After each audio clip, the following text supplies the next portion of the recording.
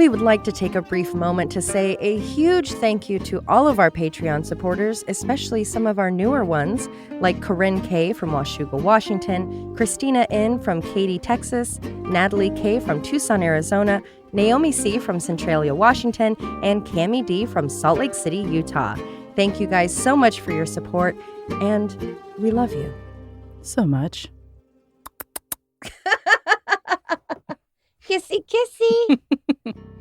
If you would like to hear your name said seductively or annoyingly on the show, you can sign up at patreon.com and just search for Murder in the Rain, where for as little as $5 a month, you will have all sorts of bonus episodes and content. Beautiful. You're such a professional. Where's that coming from? My butt.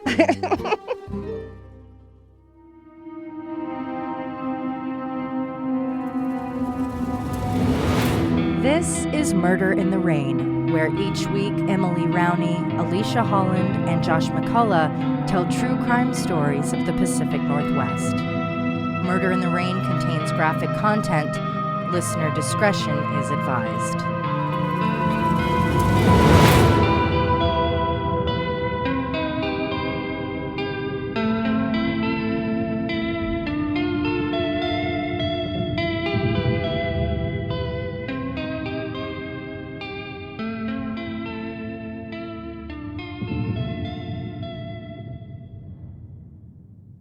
Two men breached the woods surrounding the cabin, their eyes keen as they surveilled the area. The cabin, which was more of a shack, was hand-built and about as basic as you can imagine. And it was situated about 45 miles north of the nearest sizable city. I'm into this. It's like the opening of a movie. It was the afternoon of Tuesday, June 24th, 1952, and the location is Oregon, at the southern edge of the Umpqua National Forest, about 75 miles from the California border. The two were District Assistant Ranger Lowell Ash and State Trooper Phil Loud. Ash, of the High Cascades Ranger Station, 17 or so miles west of Crater Lake National Park, had received a report of an unknown gunman firing on a National Forest trailblazing crew, and he headed out that way to find the shooter, clear up any misunderstandings there may be, and possibly confiscate a rifle. But he didn't go alone. He requested police backup, and State Trooper Phil Loud responded to Ash's location, and the armed pair headed off to the area where the shots had been fired. The ranger and the trooper were pretty sure they knew the culprit, a true woodsman who lived mostly off the land, surviving off a meager living brought in from trapping game and prospecting for gold. Was he a hermit? Sure was. Ooh. He was 67-year-old George Baker Dunkin, and he'd been living alone in his cabin for more than 2 decades. The report, received by Ranger Ash, stated the person who fired on the trail crew yelled after them as they fled that the men were stool pigeons, or police informants. Trooper Loud was familiar with Odd Duck George Dunkin because he had arrested the man about a year before for possession of illegal game meat, which I assume means Dunkin was hunting out of season.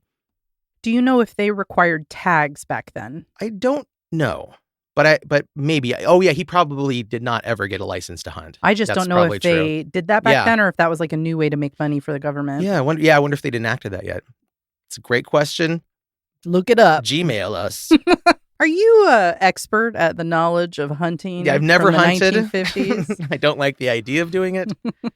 But you're going to hear about a whole lot of hunting in this one, of animals and man. Oh. They left the ranger station around 3 p.m. and made their way northwest 10 aerial miles by my Google Maps thumb measurement estimate, following Elk Creek to its head, where a little town named Persist used to be, which is now a ghost town. And that'd be hard hiking for anyone not used to it, as the forest elevation ranges from 2,000 to nearly 6,900 feet. But Ash and Loud were well acquainted with the terrain, and so traversed it handily.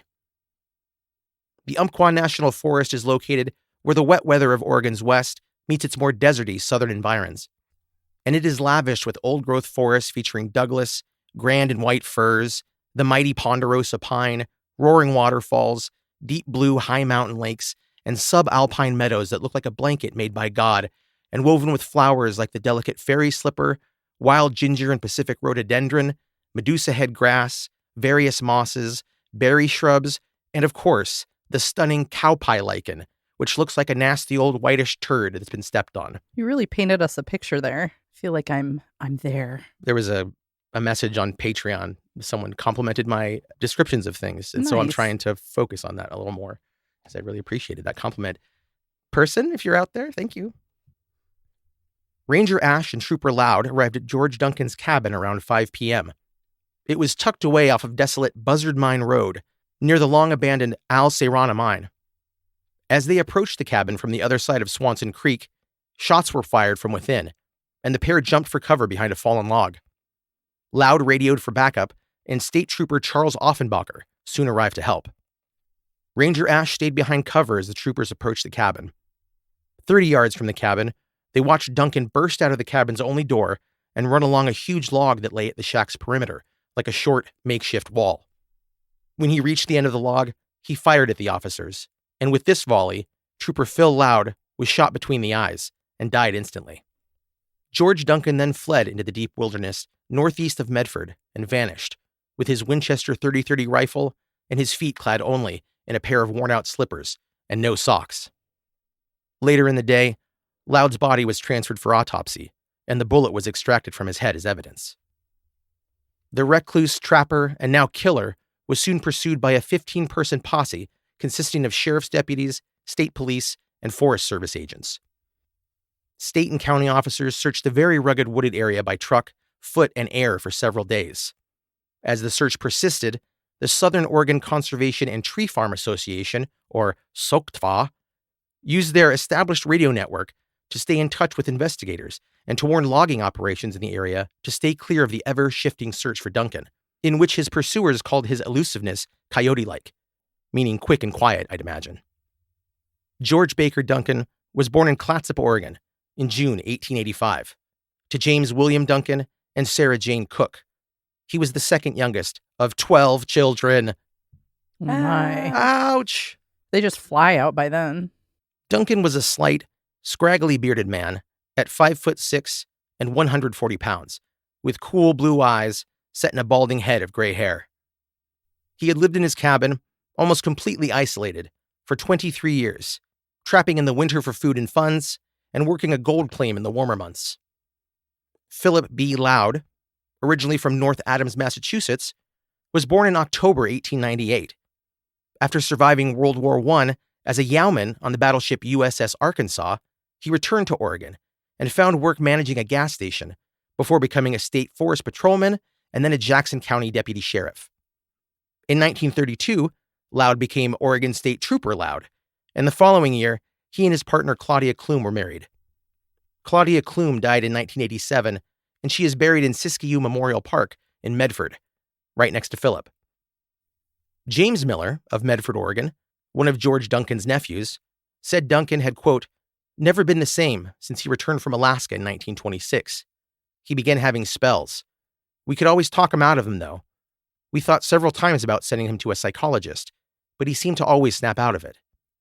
And I think he was in Alaska prospecting or something. It wasn't really clear, but Miller's wife, of course unnamed, recalled a strange visit they once paid to Duncan. The Millers had traveled from Medford to Duncan's place to give Uncle George some money to get by. Mrs. Miller said when they arrived, Duncan made them speak in whispers because, quote, the law might hear. She also told of a time George got into a brawl when another man sucker punched him, and his reaction was, quote, very rational in overpowering his assailant and making him promise to be good, and that he would still be friends if his attacker would behave.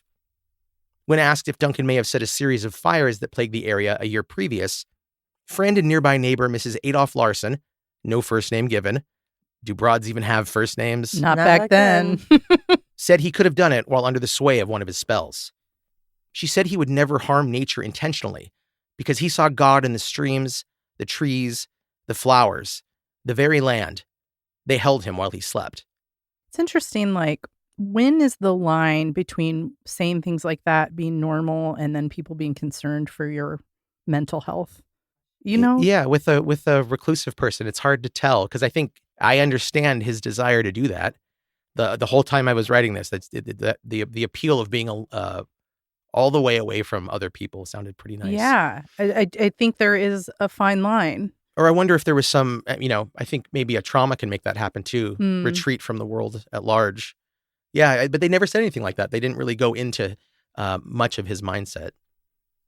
Miller and Larson thought Duncan might go to a nearby property owned by Wes Miller, brother of Duncan's nephew James, to replenish his ammunition. Rancher Wes Miller was known to store a large ammunition supply. From the day of the shooting, local pilots made surveillance passes over the area in their personal aircraft, weather permitting, and at least 20 men searched on the ground with the express order not to take unnecessary risks to capture Duncan. Thick brush and the mountain man's acumen with a gun would make any capture a possibly lethal encounter. Quote, police pointed out that they are operating at a terrific disadvantage in the extremely rugged terrain. The area is covered with thick underbrush and big timber, according to loggers and other persons well acquainted with the area. On June 30th, a report from Jackson County Sheriff's Deputy Earl Fickner detailed how Duncan concealed himself behind a log while two search team members broke for lunch, seated around a bonfire. And while the two briefly stepped away from the warmth, Duncan crawled nearer and stole the sandwich lunch they'd left. No. I mean, that's the kind of hermit I imagine. Creeping on campsites and taking food, you know? he's wily. The deputy revealed that Duncan had also recently slipped back into his cabin to reclaim some of his food and supplies. The only sign of the elusive Duncan were foot tracks in the mud, which were soon washed away by heavy rains. Law enforcement officials stated that the search would continue, quote, until we get him, or until it was confirmed he'd escaped the area, which was 50 square miles of untamed northern Jackson County wilderness. They thought they could wait out old George, that a lack of food and shelter would drive him into their arms. But they were townsfolk, and he was of the woods. They were fools to underestimate him. George Duncan's cabin was destroyed by law enforcement personnel.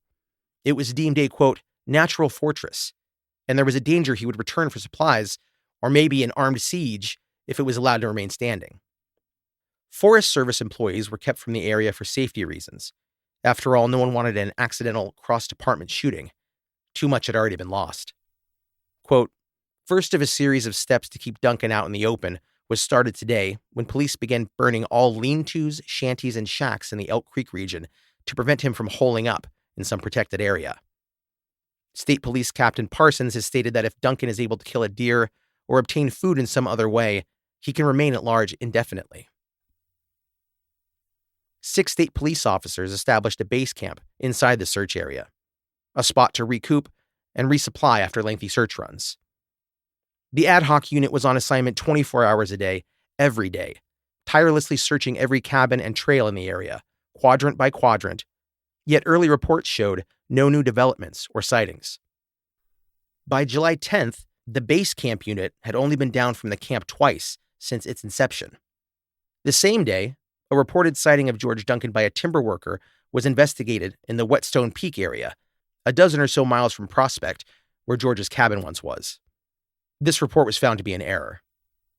The article on this lead calls Duncan a, quote, woods-wise miner and trapper, which is a nicely understated description. On July 15th, Police Captain Paul Parsons said officers were still running down rumors, though all tips received to that point had amounted to nothing. 3 days later, a group of, quote, Medford business and professional people pooled money and gathered a $250 reward for information that led to the capture of George Duncan. If Duncan was either caught by law enforcement or escaped capture for a year, the money would go to Trooper Loud's widow, Claudia Klume. And I think maybe she just could have had the money, right? Mm-hmm. To kind of get by after her husband was shot in the face. Yeah, that would have been nice. Nice thought. But she did already have a first name, so. She had enough. That's true. Don't give her more. Jeez. Also, the reward fund grew to $300 through additional donations, which would be about $3,400 today. The manhunt for George Duncan felt as though it had spiraled out of control when on July 19th, the freshly slain bodies of 2 men from out of town, Albert Jones and Charles Culhane, were found on a road near Crater Lake. This is a case I covered in episode 93, A Million Other Little Lies, but I'll summarize it here. This crime's proximity to Trooper Phil Loud's shooting made Duncan a prime suspect instantly. He'd already killed 1 person with a bullet to the head, so why not 2 more? Albert Jones and Patrick Culhane were in Oregon for business. Both were high-ranking sales executives at General Motors, and they decided to go fishing that afternoon with the clients they'd worked with that morning. The client, his son, and another man drove to meet Jones and Culhane at a fishing cabin on Union Creek. A few miles up Highway 62, the group pulled over when they spotted the businessman's Pontiac parked on the side of the road. They figured the out-of-towners had wandered off sightseeing in the woods off of the road, but they began to suspect something bad had happened when their wait stretched to 45 minutes. The strangeness was reported to the nearest ranger station, and several park rangers and a forest trail crew searched the woods until the sun went down. Their bodies were not found until nearly 48 hours after they disappeared. Jones and Culhane had been driven a quarter-mile south of the highway and shot in their heads in a wooded area.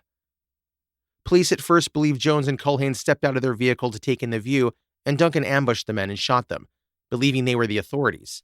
He was concerned with stool pigeons, after all. But they soon changed their tune after an examination of the double homicide crime scene pointed to another party killing the pair. Jones and Culhane were executed and robbed of valuables. Dunkin just didn't quite fit as the killer. The Crater Lake double murder lay open for 42 years when one day Alice Sim, victim Albert Jones' maternal granddaughter, woke up with a need to find his murderers. Alice's own investigation into the crime led her to the Mountain Murder Mob, a vicious and prolific band of thieves thought to be responsible for several other murders. She believes the heads of that gang, Jack Santo and Emmett Perkins, had killed the businessmen at Crater Lake, but no one was ever definitively tied to the crimes.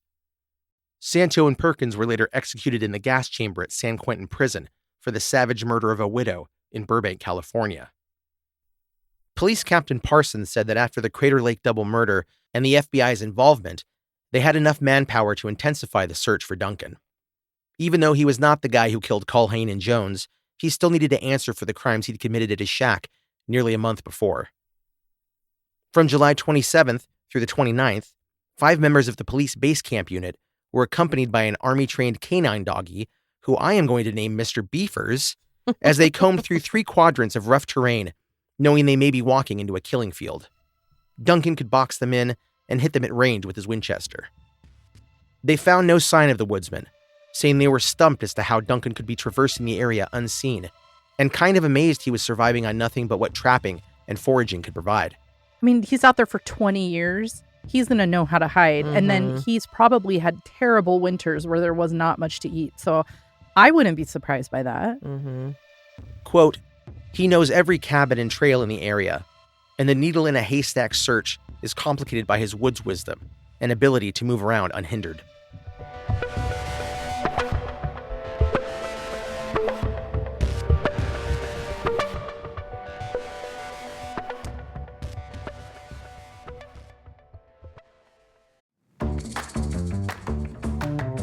When it comes to personal hygiene, who has the time to read that long, complicated, and sometimes scary list of ingredients on your deodorant?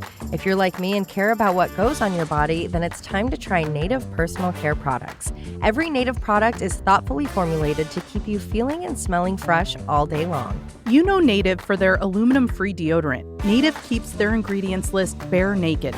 No complicated ingredients that are hard to pronounce. Native deodorant checks a lot of boxes. 72-hour odor protection? Check. Naturally derived ingredients? Check. And smooth, residue-free application? Check. Want to smell spicy and woodsy or sweet and spicy? Native has a scent option for everyone. Native also offers a variety of scents with new and limited edition scents being released all the time. The limited edition Cabin Collection offers scents like toasted marshmallow and vanilla, warm cider and cinnamon, wildwood and cardamom, and cashmere and rain. Now is the time to make your switch from your everyday deodorant to Native. When you visit their website, you'll find not only a plethora of scent options for your underarms, but a ton of other options to care for your hair, face, and even teeth. I swear by the coconut and pineapple sunscreen. It's 100% zinc oxide protection, and it's Hawaii compliant. Smell and feel fresh all day long with Native. Get 20% off your first order by going to nativedeo.com/rain or use promo code RAIN at checkout. That's nativedeo.com/rain or use promo code RAIN at checkout for 20% off your first order.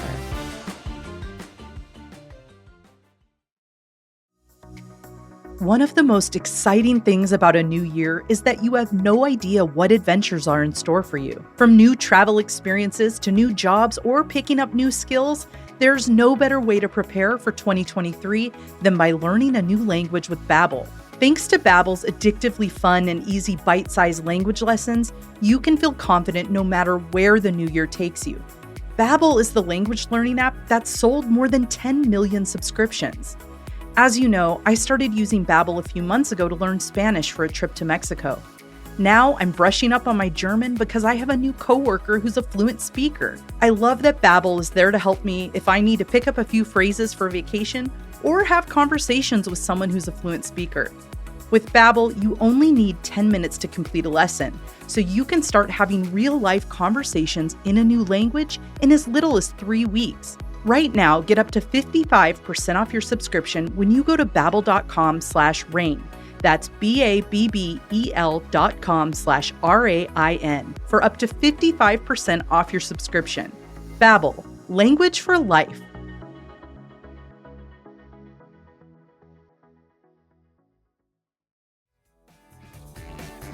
If you look for it, every day has a cause for celebration. Celebrate a friend for their promotion, baby, wedding, life thing. Celebrate yourself for keeping the couch warm. It's not easy. Have you seen the size of this couch? I want to celebrate making it through a long work week, which means I'm streaming a brand new season of my favorite show without stopping. Whatever you're celebrating, you can do it with beer, wine, and spirits delivered from Drizzly in under 60 minutes without having to venture outside or put your show on pause. So download the Drizzly app or go to drizzly.com. That's DRIZLY.com and get your favorite drinks delivered today.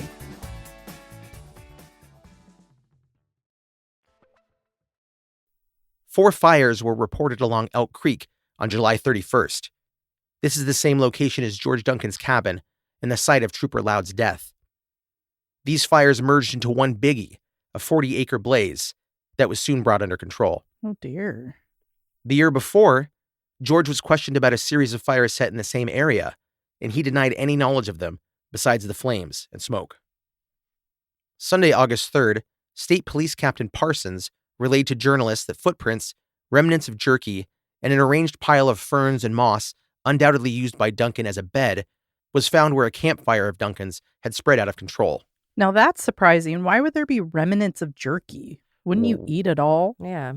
I wonder if the fire got out of control and he had to flee. I think that's what it was. I don't think he ever spoke to it. I think he just said he didn't do it, but it was probably an accident. That jerky's precious gold.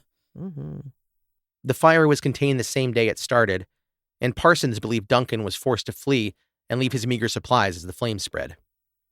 At some point, somebody said, maybe we need a woodsman of our own to catch this slippery George Dunkin. Now there's an idea. They needed an expert with guns, with knives, with his bare hands, someone that could ignore pain and weather and live off the land and to eat things that would make a billy goat puke. Are they calling Keith Rowney? That's actually from Rambo First Blood, that quote. That man was newly appointed Special Officer Russell Slim Maw. He was suggested to Fode Maison, Superintendent of the State Police, by Gene Halley, the ex-deputy warden of the Oregon State Penitentiary, where Slim worked as a guard. And I'm not going to say Slim was a great guy. He may have in fact been garbage, as I did find a divorce complaint from the circuit court in Salem in which Maw's wife alleged cruel and inhuman treatment. Ooh. On August 19th, George Dunkin took a huge risk, emerging from the woods to knock on his nephew Wes Miller's door. He asked Wes for food, ammo, and clothing. Wes provided him with the clothes and food and said he had no spare ammo, but that he would get some and hide it in a nearby grain bin. George also asked to swap rifles with Wes, but he refused, telling him maybe a lie that police had already inventoried his guns, and he didn't want them to know they'd had contact. That was a smart lie. Yeah.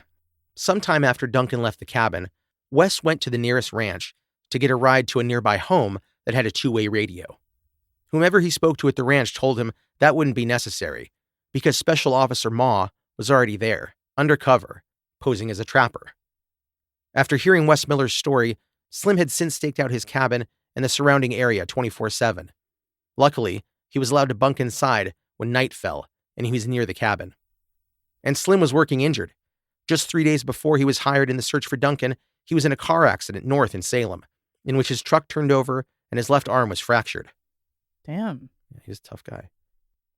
But 44-year-old Slim was a grizzled old bastard who merely rubbed some dirt on it and got back to work. Slim had a map, a 2-person tent, a sleeping bag, a waterproof blanket, and a rifle.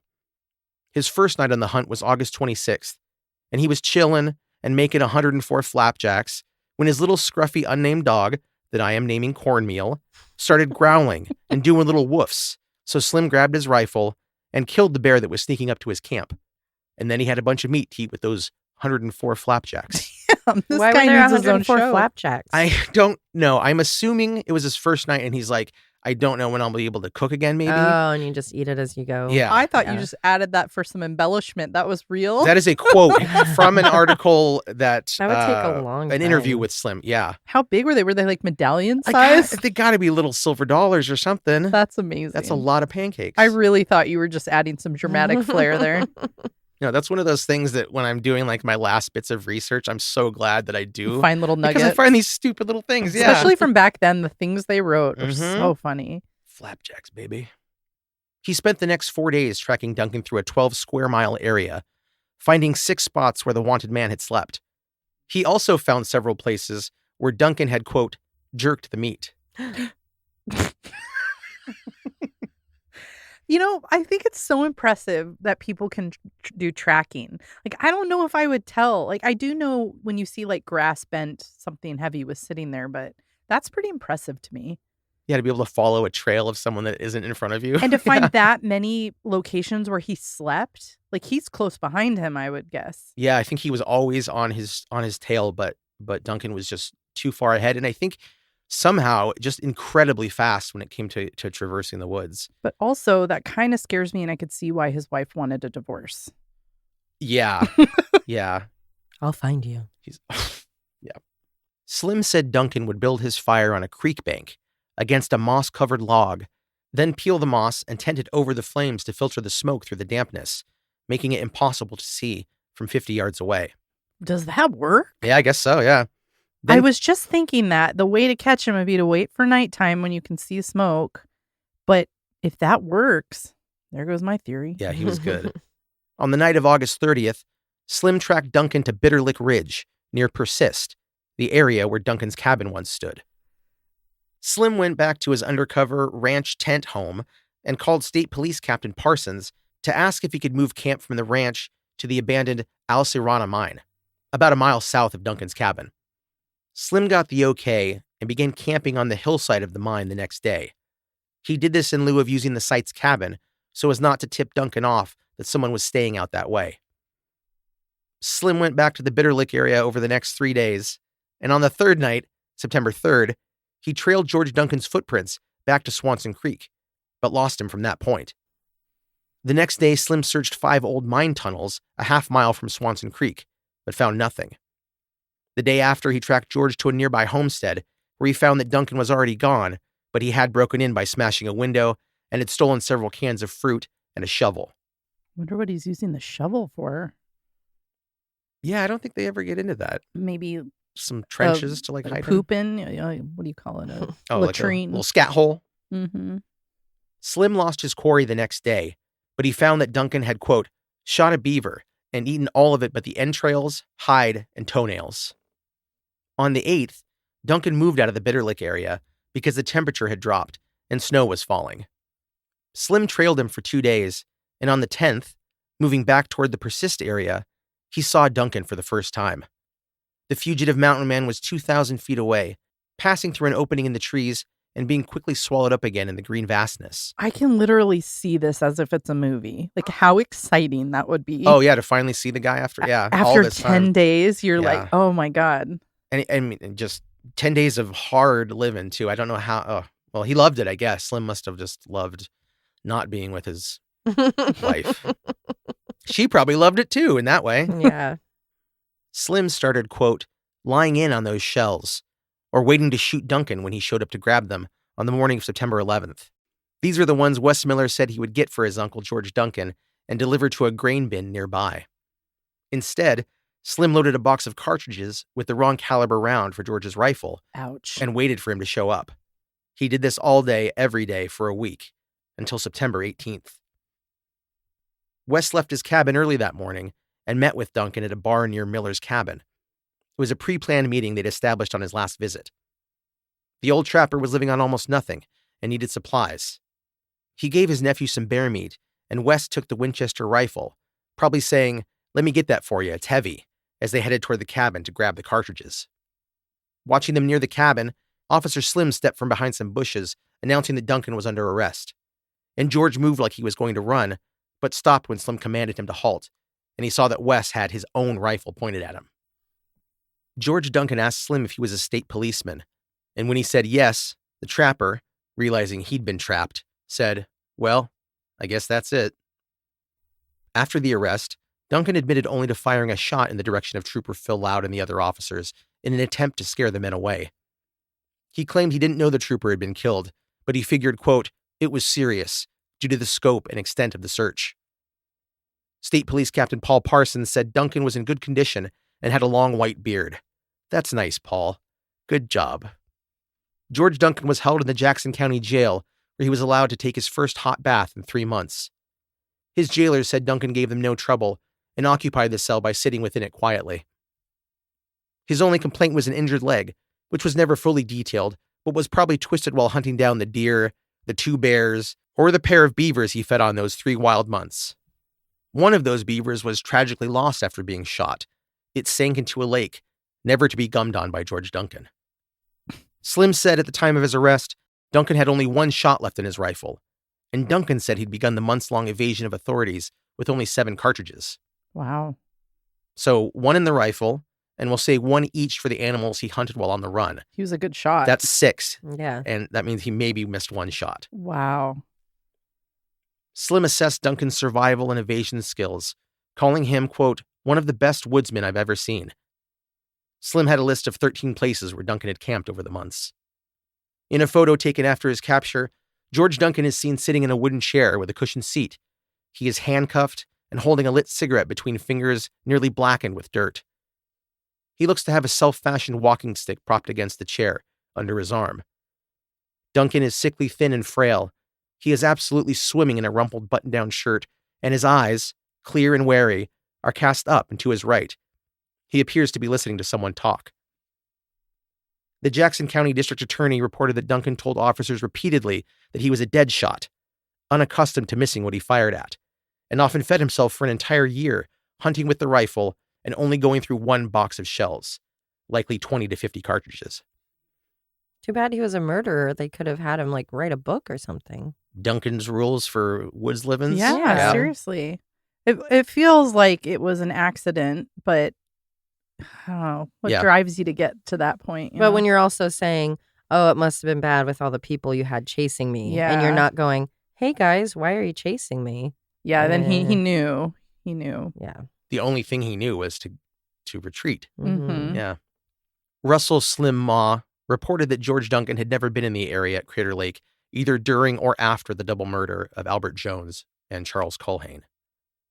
Slim was told it was the longest manhunt in the state since 1902, and when he took the job, he was told he had a 50-50 chance of surviving the hunt. Dang. He was interviewed for Salem's Capital Journal newspaper, and a version of his story later appeared in issues of both Official Detective Magazine and Crime Detective Magazine. Ma said, quote, I was lucky to get out alive myself, for twice he drew a bead on me and didn't shoot because his ammunition was getting low. That was before I ever saw him. He told me about it after the arrest. I feel like they'd be good friends in another life. Dunkin denied this claim, calling it a pipe dream, adding that he was looking forward to reading Slim's story in those magazines, saying it should be interesting fiction. A few days after the capture of George Dunkin, Russell Slim Ma joined the search for 2 prisoners who escaped from the Oregon State Penitentiary back in June, 9 days before the hunt for George Dunkin began. Gerald Maycomer and Charles Crozier broke out by hiding in the back of a dump truck, leaving the prison after delivery. The search, headed by Slim and his posse of prison guards, captured Crozier after 2 weeks of tracking. Maycomer made it a further 6 weeks on the lam before finally being wrangled by Slim and company. The $300 reward offered for assistance in the capture of George Dunkin ended up going to his nephew, Wes Miller, who was integral to the arrest. For his hard work, Slim received a citation of merit from the Oregon State Police, as well as a wristwatch. This was done during a, quote, radio detective radio broadcast on KSLM Salem by H.G. Mason, the state police superintendent. In court for his arraignment on Friday, September 22nd, 1952, Dunkin showed up clean-shaven, except for a trimmed mustache. Circuit Court Judge H.K. Hanna asked Dunkin how he pleaded, and George, slight and scrubbed clean and limping, answered emotionlessly, quote, I plead guilty to second-degree murder, for which he received a life sentence. After sentencing, Dunkin said he'd never known hunger the way he felt it now. No matter how much he ate, he could hardly stand the wait between meals. As he fled after the shooting back in June, his ankle was sliced open, but he treated the wound with tree resin, and it healed cleanly. The trapper said he returned to his cabin the day after the shooting to retrieve his waterproof Mackinac boots and gather a frying pan, flour, salt pork, and sugar. But in his rush to get and go, he forgot to grab a knife, eventually using a tin can lid as a blade to cut the meats, which was a necessity, as Dunkin had only 3 teeth. He lived off of unripe hazelnuts for 8 days before coming face to face with a bear as he climbed a ledge foraging. George took the bear down with one shot, cooked the kidneys and liver, then set about slicing himself some bear steaks. George Dunkin, who lived about as free as anyone I've heard of before the killing of State Trooper Phil Loud, was delivered to Oregon State Penitentiary on Thursday, October 2nd, 1952.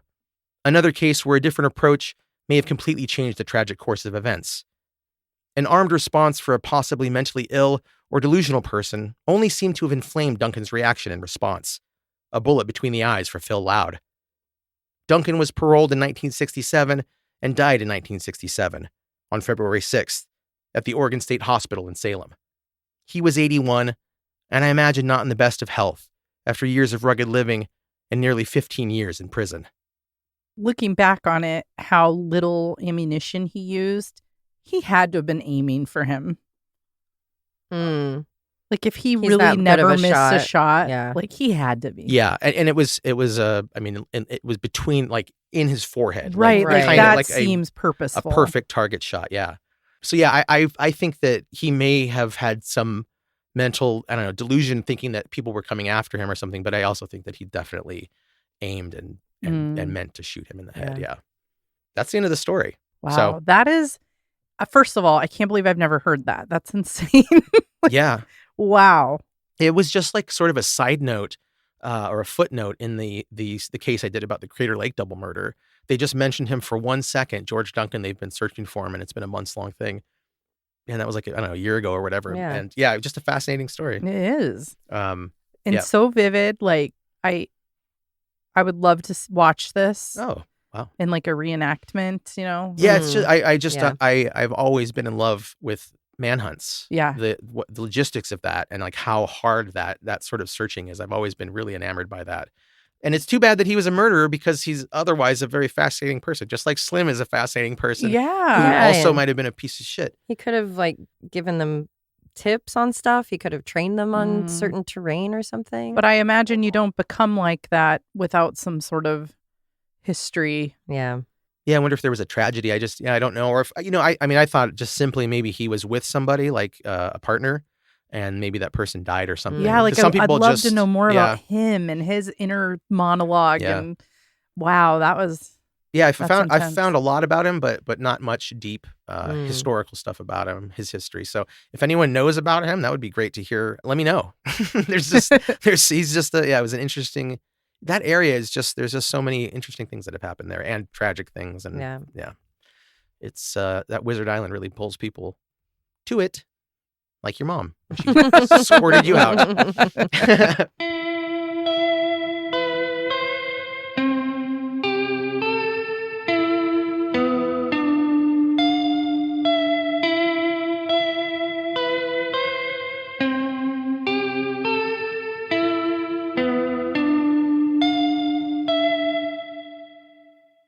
The only thing I wish they had is a room that you could use for like Lactation. exercise videos or stretching. I'm talking to a hot sheriff tomorrow. Hello. Oh. He's got those short hair on the sides and a little bit longer on top. He's got no hair, but yeah. Oh, yeah. Hello. He's bald with a beard. Oh, baby. Oh, he does sound hot. Woo. I got to meet this hunk. Sheriffs. Oh. Mine's going to become fused if I don't start using it soon. And regrows over itself. Oh, God. My vagina will become like the land in The Last of Us. Overgrown and shut down. Reclaimed by Pedro. nature. Yes, reclaimed by nature. Back to how God Pedro intended. could come help me peel back the layers. I bet he could. All of us. I love him so much. We will save a seat for you on one of our laps. I'm getting naked right now. I would love to live in an area where it's a constant sunset. There are places like that. Like constantly twilight? It's like a Bella. kind of, but a little more just an orangey sunset. Wouldn't that feel awful? I think I would love it. That's one of my favorite times of day. Huh. Can't eat nothing but Pop-Tarts all the time. You're going to get sick of those Pop-Tarts, baby. Emily, what is your time of birth? My mom said, "Oh, it was 10:35 a.m." And I go, "Are you got to be shitting me? Because that's my favorite hour of the day is 10 a.m. I am at my most productive from 10 to 11. That's amazing. I love it. I love it. I love it. Like if I didn't have a job, I know that I'd be at the gym at 10 a.m. Like, I'm sorry, can we go back though? You didn't know when you were born until like recently? Yeah, because my mom, like all my birth stuff got destroyed by water years ago. So I don't have like my original birth certificate that had the time on it, the one they write. Witness protection. No, I have a birth certificate. It just doesn't put your time of birth on it. It's the one they write you at the hospital. The like. How interesting. I've always known mine. Well, I know That's so my funny. daughter's, so she knows hers because I have a Yeah. baby book. I don't have that kind of stuff. Yeah. Because it was all destroyed. Mm. So yeah, my mom blew my mind with that because I love I think sunset, there's something but to it. that hour is like I am my best self at 10 to 11. Josh, do you know what time you were born, or is that? It was, I think, between, like 2 or 3 in the morning. That seems legitimate. Yeah. Yeah. That's usually when you're up watching movies. I mean, I do like that time of night. Yeah, I guess that's when I live. Now I wonder if everyone loves that hour of that they're birthed in. Like, is that I think there's. I was Gmail us. I was born at 3:00 on the dot, and I love in the day? I love I love early afternoon. Yeah, that makes sense. So there you go. Wow, we just discovered something. I think there's something to it. You know, I think I love that time of the day, early morning or late night. And I don't like any other time of day. I'd rather be dead every other I wish time of every day. hour was that hour. I don't want to be awake right now. I really don't. Oh, stop it. We're a joy to be with. You better Yeah. That's enjoy not it while why. it lasts. Oh, my joyous. God. We're bound to turn on you Well, at at some last. point. Oh my God! What? Everyone does. Wait, what have I been signed up for? Betraying me. Oh, you didn't know what I had planned? Oh shit! I'm sorry. Yeah, I guess I'm only needed because you guys don't want to do it. No, that's not true either. I know, We genuinely like you. That's Oh. why you're I'm here. just saying, if I'm gonna risk going to jail, it's not gonna be for him. Yeah, that's very true. You're one of the last people I'd kill. I've got. That's very nice, Em. Thank you. You're pretty far down the list. that if someone approached me and said, "I'm gonna kill you and your whole family unless you kill somebody," I'd be like, "I got the person. Hold on." I've definitely had a thought where I'm like, it would be really nice if like there was a disaster and they were caught in it. I've definitely had moments like that. Or you might have to avenge us. Yeah. Okay. So okay. just don't forget that you might have to do that. Y'all, Yeah. if something happens to you, I am on that case. He's Here not he really is. redhead. He's like that translucent. He's like Murdoch. Murdoch. Oh, red. yeah. Yeah. It's like he should have been redhead, hot but he's like that. blonde instead. He is hot like that. God. He's as good looking A and pink sexy. face. Did you Beady like that eyes. T-shirt I sent you? Oh my God, that was so funny. What was it? I didn't see It said it was a yellow shirt and it said "Don't trust no backwoods Southern lawyer," and it was a picture of him. Who played Mama, the comedian? Oh shit. Mama. Mama's Family. Oh, Vicki Lawrence? Yeah, because that's her song. Wow. Did you hear me pull that in half That a was second? really impressive. I'm not shocked though, Josh. You do this Yeah. often. You're like a savant for that kind of stuff. Reba's Lights Went Out in Georgia It's is a a remake of remake. Vicki Lawrence, who had a hit. Oh, with that's it. right. I actually just But learned hers that, is not as good. that Vicki Lawrence did that original version. I had Yeah. no clue because I only know the song as a reference in Reservoir Dogs. Oh, yeah. I never heard okay. it, anything. So I Well, just know, but I didn't know it was honey, her. I will sing it for you She at next will, karaoke and it'll be night. great. That's the night that the lights went out in Georgia. Ha ha ha ha. But Reba really made it come to life. Reba is a fucking storytelling genius. And add a little Garthy Garth in there. I like him too for his stories. Chris Gaines. That's the one true CD I did storyteller. not buy. Okay, I did not buy. Then that you're one. not a real fan.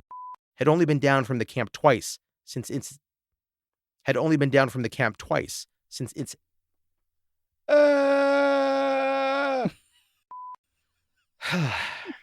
Get it out.